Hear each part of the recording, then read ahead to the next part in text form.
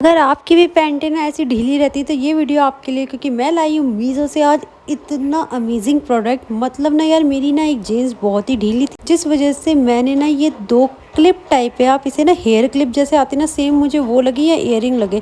लेकिन बाद में जब मैंने इसे खोला ना, तब मुझे पता चला भाई इसमें ना जैसे कान के कुंडल के पीछे नट आता है ना, पूरा वैसे आया और आगे से नुकीला है। तो हमें ना बस कुछ नहीं करना, अपनी जीन्स में जितना टाइट करना उतना थोड़ा सा फोल्ड करा, इस कील जैसे जो क्लिप है उसको डाला और पीछे से पेच लगा लिया और यहाँ पे ना आपकी जीन्स टाइट हो जाएगी। तो मुझे ना ये प्रोडक्ट बहुत बढ़िया लगा। तो आप किसका वेट कर रहे हैं? अभी ऑर्डर करें।